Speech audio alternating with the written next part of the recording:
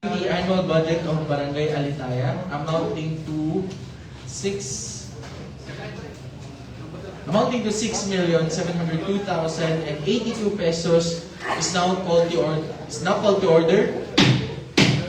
The Chair would like to acknowledge Councilor Christopher Romero, Councilor Joel Meneses, Councilor Dr. Jojo Quinto, Councilor Attorney Johnny Cabrera, Councilor Juby Frialde, the Vice Chair of the Committee on Appropriations, Councilor Attorney Joseph Emmanuel Serra, Councilor Lian Maramba, and Councilor Florida Abalos. May we ask you po, Barangay Councilor Alitaya, to please introduce yourselves and your positions. Thank you. We also acknowledge our local finance committee, headed by the local budget officer, Ma'am Benny Pitonio, from planning, Rose, and jury, and our SB secretary, Mr. Juan Aquino, and our SB staff. Ayan. Sige po, proceed na tayo up.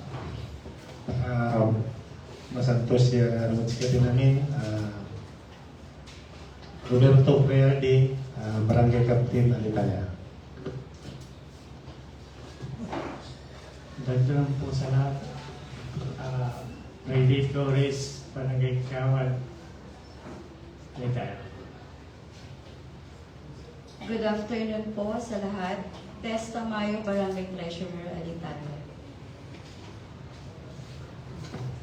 Good afternoon, Your Honors. I'm Mark Harold Bautista, Mr. Chairman of Barangay Alitaya.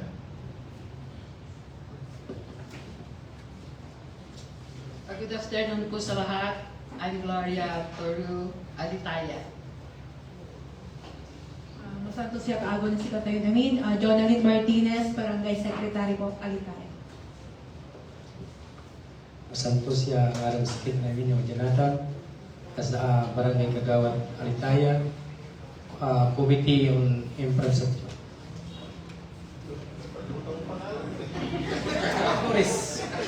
Mari Flores po, Mari Flores. Masantos siya ngaron at sikatay namin. Kagawad sa Mercado, Barangay Alitaya.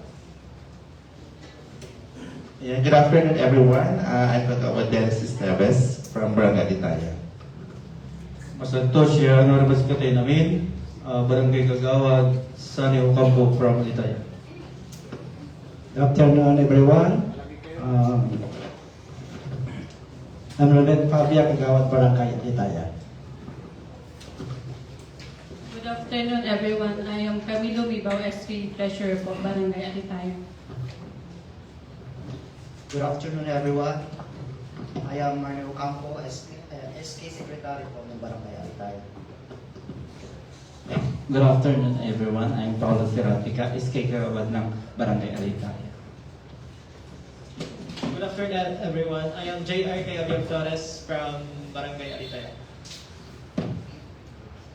Good afternoon, everyone. I am Angelina Valencia, SK Kagawad from Alitaya. Hello, everyone. Good afternoon po. I am Doreen Aquino Andres, SK Kagawad ng Barangay Alitaya. Good afternoon, everyone. I am Lara Joy Ilan, SK Kagawad from Barangay Alitaya. Thank you very much. Okay, before we proceed,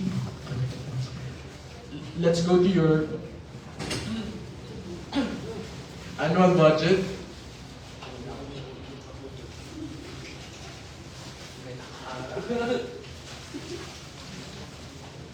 Okay. Ito po tayo sa page 12.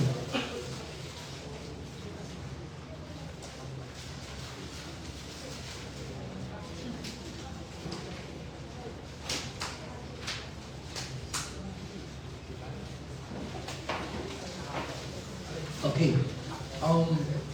Sa treasurer po tsaka kay Gab, ang question ko lang po dito is, yung certificates, clearance fees, ito po ba yung nanggagaling sa munisipyo na share po ninyo? Dahil from nung 2022, zero po yun, so wala tayong natanggap. And then nung 2023, meron ng 50,000. And this year, you are proposing again another 50,000 pesos. Ito po ba yung share niyo sa mga businesses na binibigay ng munisipyo? Share niyo from munisipyo ko?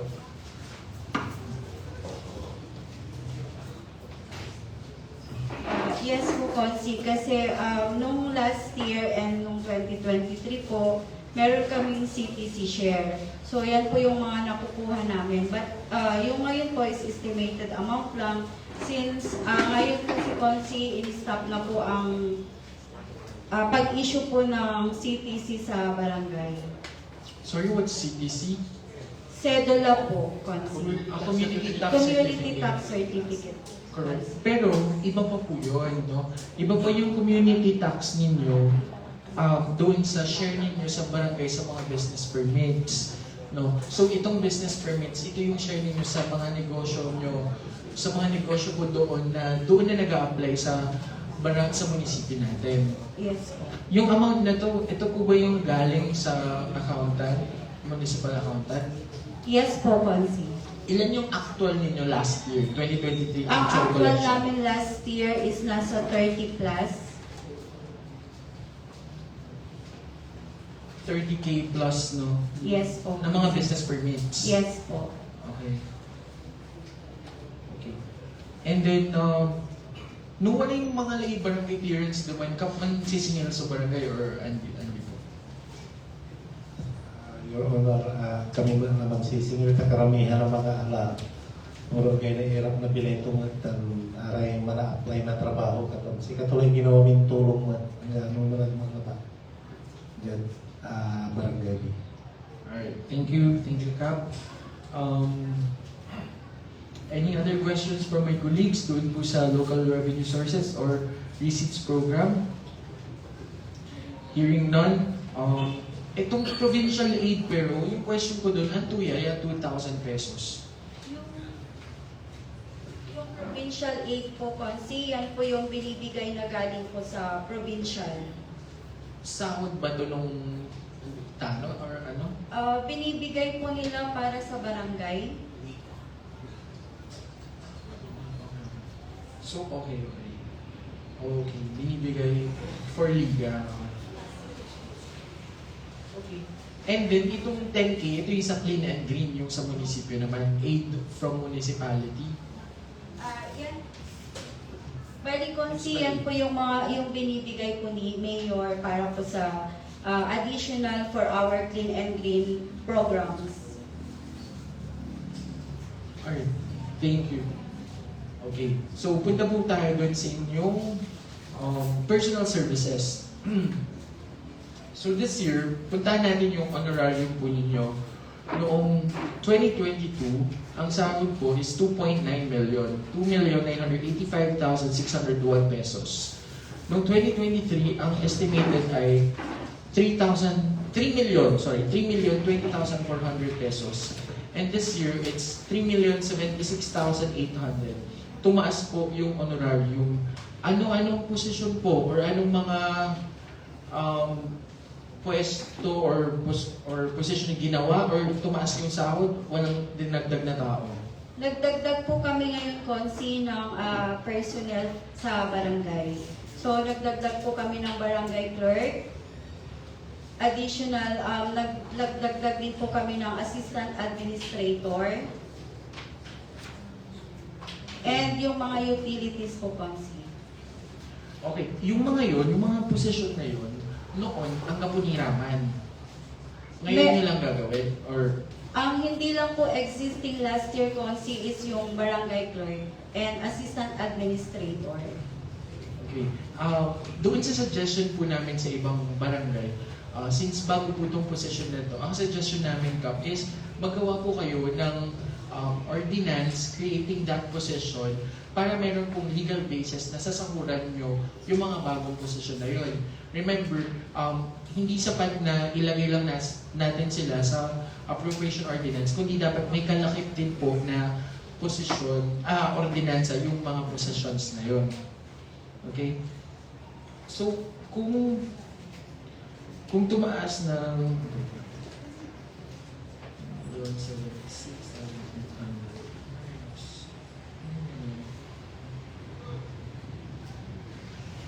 tumaas lang ng 56,400 pesos. Magkano po ba yung sahod ng clerk? 5,000 po. A month? Yes po. So 5,000 times 12, 60,000 na.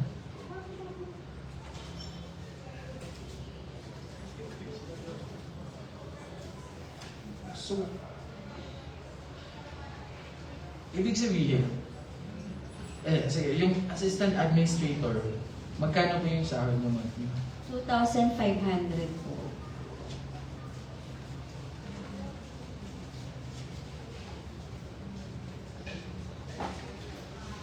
Pero nandito na yun.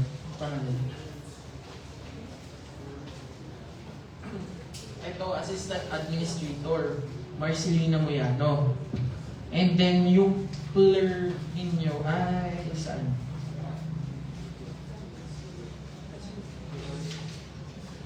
Ito, clerk bookkeeper. Rowena Carbonell or Josie Petrola? Josie Petrola. Josie Petrola. Magkano po sahod nila? 5,000 po si barangay clerk, 2,500 si assistant administrator. So, 2,500 times 12. 30,000 ang sahod niya. Plus 60,000. Nag-increase kayo ng 90K. Yung sa utility po, ilan po dinagdag nyo? 1,000 po ang utility policy. Ilang tao po ang dinagdag nyo? 3 po.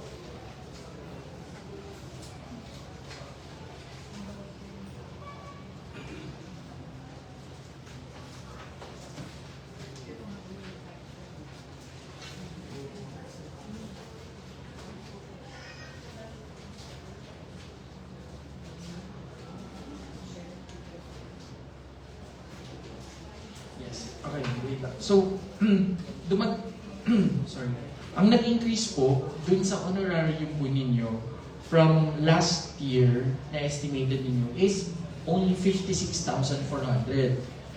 Pero since nagdagdag po kayo ng mga bagong posisyon, ang dapat na dumagdag sa sahod po ninyo ay 126,000 pesos. So kulang pa po. Tama po ba yung computation? So magiging kulang pa yung sa sahod ninyo? Or may mga in-adjust po ba kayong sahod? May mga in-adjust po kaming honorarium consi, kaya nagkaroon po ng additional position po. Like po sa Barangay Lupon, nagbawas po kami, and nag-decrease din po kami ng honorarium nila. And sa ibang position din po, nagtanggal din po kami ng iba, and nag-decrease po ng honorarium. Kasi alam din po kasi namin na dinagdag po namin ang barangay clerk kasi malaking tulong po sa amin. Correct. Okay. And we do not judge the wisdom of the barangay council by doing that because it's within your power. No? Okay. Thank you for that. That explains, no? Okay. Let's go to your MO. Any questions po sa PS or sa pasahod ng barangay? Wala. Let's go to your MOOPs. Okay. Any questions?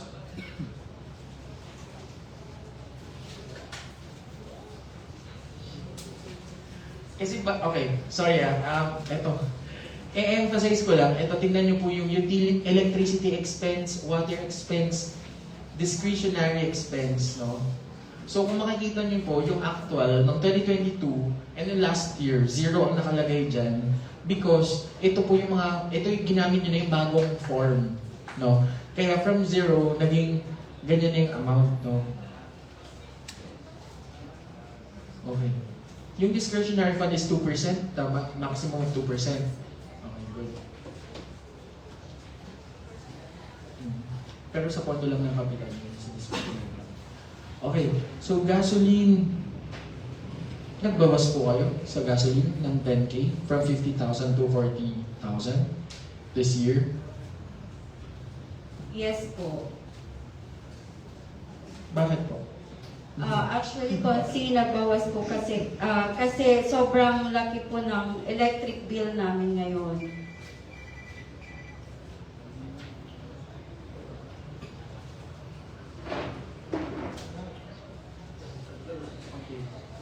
And hindi lang yun yung binawasan nyo, no? You also decreased your training and seminars as well as the travel. Yes po. Para mapunta doon sa pambayad sa kuryente. Yes po, Consi. Okay, speaking of kuryente, any update po kung ilan pa yung balance nyo sa Sanpelco? good to see po na yung electric bill po namin for this year is updated po ang payment namin. So we make it sure na every month po nababayaran namin ang electric bill.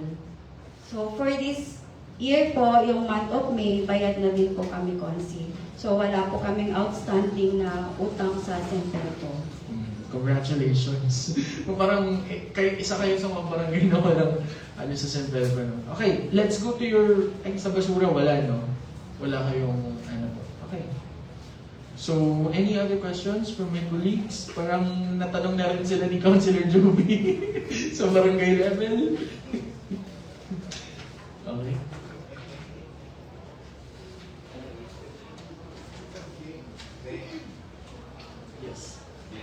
Yes, Councilor Joseph. Sa Alitaya susang kabunga ni Fiesta 4 days, 5 days. Oo. Anak po ko dyan yan, gapungan sa budget yun. Sino gagastusan? Si manggagastos naman siguro si Kapitan Boy Piawe. Is it true that you're back-rolling the Fiesta? Yung hindi po ako. Yung mga konsilor kagawad ko, sila yung tumiskarte lahat. Tapos, at saka si Konsi Dudoy. Ang totoo lang, ang liit lang ng gastos ko ngayon dahil nakita ko yung mga konsilor ko, mga kagawad ko, kung paano sila nagsama-sama upang mabuo yung gastos diyan. Yes po, kaya itreated ko sila mamaya dahil nung nabitin na yung pang-pesta namin, nung nabitin na alanganin na, wala na silang pagkuhanan. Sinakripisyo ang kanilang mga sahod. Kaya yun po. Yes po. Kagawad? Barangay Kagawad po. Kaya ang galing ng mga kagawad ko ngayon.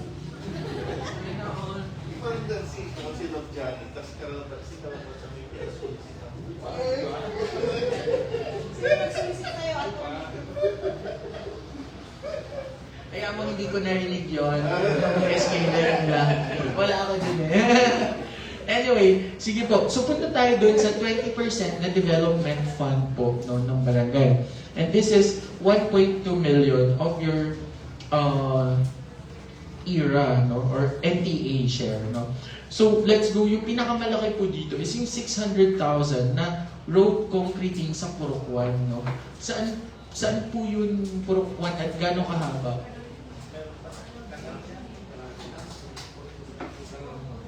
Page 17.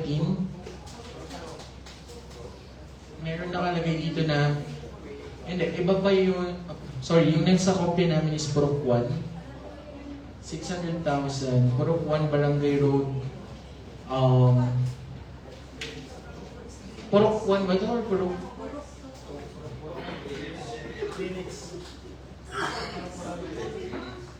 Okay, ang nandito naman kasi yung sa kanal, Purok 7. Yung 428,016 pesos ang 40 centavos. Parehas mo ba tayo ng tinitingnan page? Pwede check nyo yung page 17. Okay. So, Purok 1. Gano'n po ba kahaba to?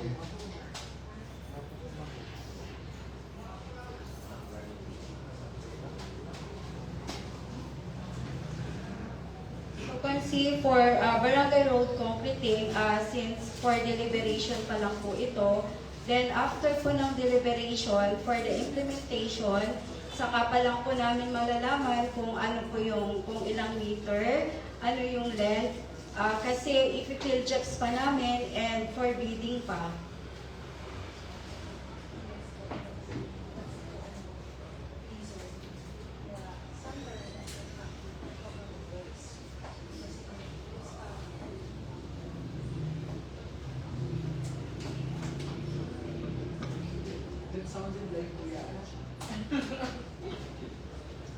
Okay.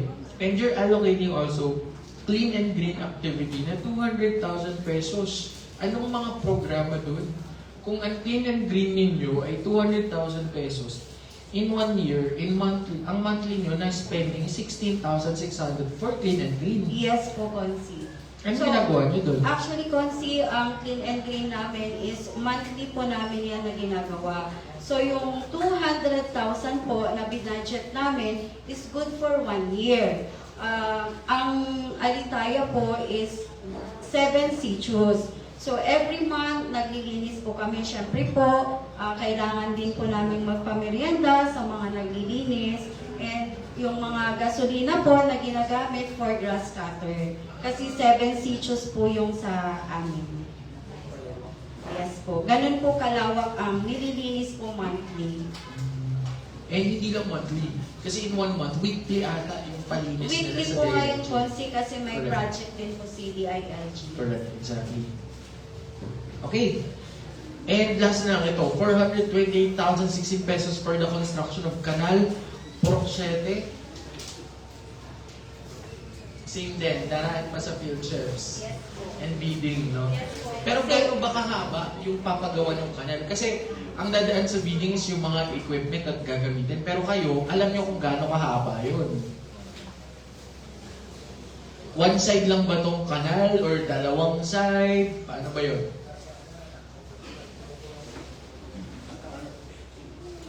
Okay, Kap. Yes. Nasa 150 meters. 150 meters, isang side lang, Kap, or both sides? Isang side lang. Oh, kaya lang may takip sa ano yan, ibabaw. Na kahit daanan ng sasakyan, wala pong problema. Okay.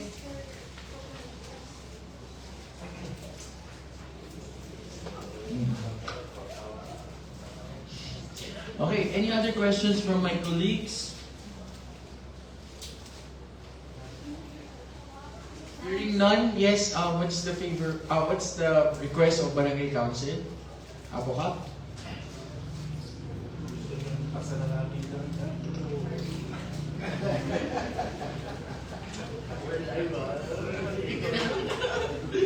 Hello, Your Honor, si Kamiran Barangay Council na Barangay Alitaya, Kaibang Kiray, Aminya Kagawad po, ikagdarumi Padma Ubandinawa, so pangipasan ay budget ni Sangguniang Council budget 2024. Salamat po. Sige, ikaw na. With the request of Barangay Captain Boy Prialde that budget for Alitaya be approved, I respectfully move at the committee level for the immediate approval of their budget. It has been moved and seconded that the annual budget and the annual investment plan of Barangay Alitaya amounting to 6.7 million pesos be approved. Are there any objections? Hearing none, the annual budget and annual investment program of Barangay Alitaya is now approved on the committee level. Congratulations po sa inyo. Thank you, Your Honor. Thank you. Isunod naman po natin ang budget ng SK. Change court.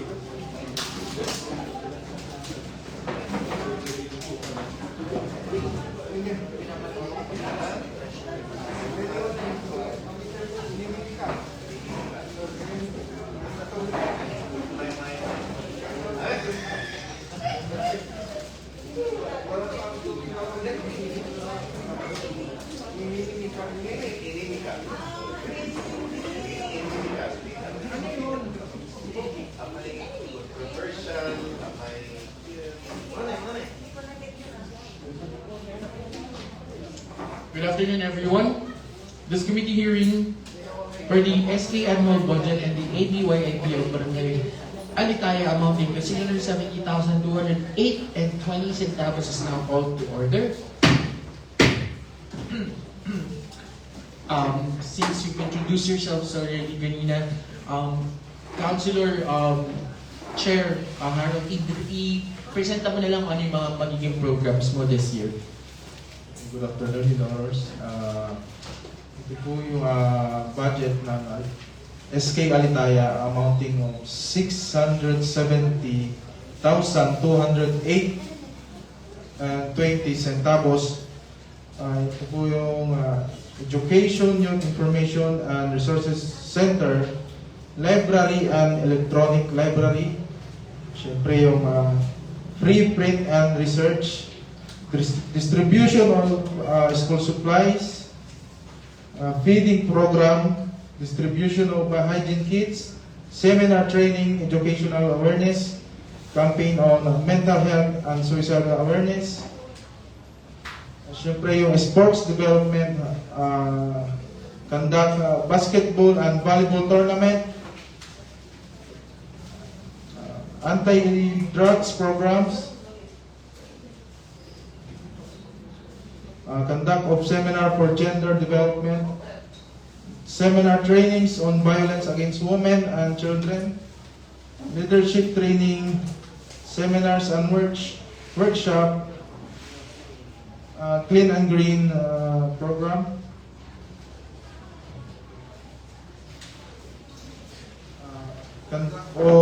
Katipunang Kabataan, purchase of SK officials uniform, SK Council and SK Federation activities, personal service, payment for annual dues of the SK Federation. Ayun lang po, Mr. Chair. Okay. Thank you, SK Councilor. So dito, nakita namin sa personal services ninyo, 25%, no? Yung computation nyo ba, ito yung sa 25% ng inyong 10% na total budget? Yes po. Alright. And nakapagpasahod na ba kayo for this year? Okay. Alright.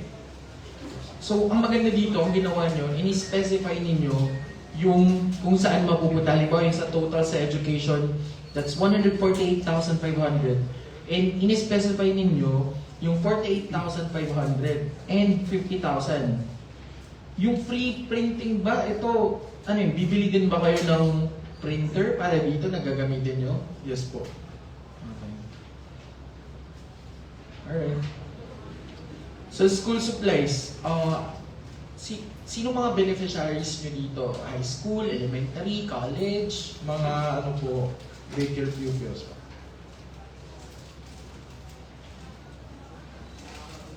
Daycare pupils. Yes po.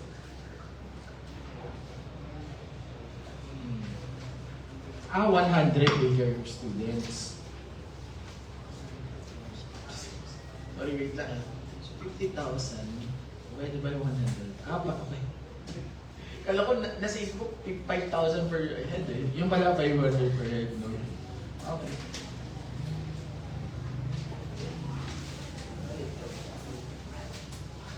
Okay. Sige, ito na lang. Yung feeding program nyo, 40,000 monthly nyo gagawin sa inyo to? Daycare din ba to, counselor? Yes po. Sa ginagawa po namin sa daycare, pero pag may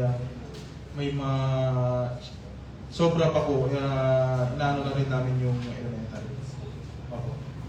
Okay. Any other questions po from my colleagues? Yes, Councilor Judy Friada. Thank you, Mr. Chair. Any idea, SK Councilor Harold, kung ilan yung status ng mother's children sa ating barangay? Any idea po? Yeah, kasi hindi pa to SK si Councilor Harold nagpapa-feeding na. So, dito sa pondo nila, feeding program, expected output na isa sa malnourished children. So, may idea ba kayo kung ilan pa ang malnourished sa Barangay Alitaya? Hopefully sana wala nang malnourished, pa-feeding tila pa-feeding, dapat mambawas alam man arom. So, wala idea yun nung bigaling malnourished ng barangay tayo? Sa daycare, grade school, sino ba yung sa main benefits nyo ng feeding program sa daycare? Yes po. So, wala idea si kayo kabataan ng barangay no pigare malnourished ni.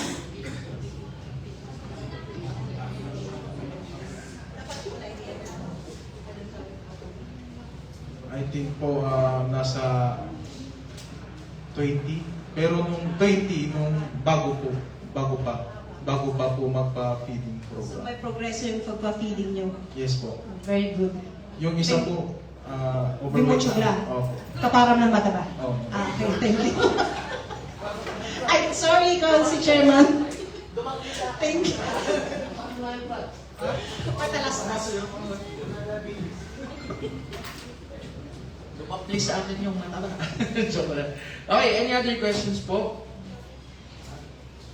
Hearing none. Okay, ang suggestion na lang namin, if you have additional sources or hindi nagastos ng 2023 and yung mga hindi nyo nailagay dito, kasi ito, 10% lang, no? 10% lang ito ng annual barangay income na total. So, if meron kayo pa dyan, yung sa annual budget na pinapagawa din namin dito, doon yung makikita yung amount, no? So, madadagdagan pa to eventually. Pero idadaan nyo na lang through supplemental budget, no? Okay. And with that, since wala pa since there are no other objections, what is the favor of Councilor Harold Bautista? Igagaro na sa sangguniang kabataan members na litaya ya kumun at aprobahan la sa budget na SK Alitaya. With that, may I ask our colleague, Councilor Christopher Romero, who also looks like an SK, SK, no? Councilor Milford. Thank you, Mr. Chair. For the request of the Barangay SK of Alitaya, headed by SK Chairman Harold Bautista, may I move for the approval of Barangay Youth Investment Program of the Sangguniang Kabataan of Barangay Alitaya, Pangasinan, of the amount of 670,208.20 pesos for approve of this committee level. It has been moved and seconded that the annual budget and the annual Barangay Youth Investment Program of Barangay Alitaya amounting to 670,208 pesos and 20 centavos be approved under the committee level. Are there any objections? Hearing none, these annual measures, appropriation measures of SK Alitaya is now approved under the committee level. Congratulations po sa inyo. Thank you po.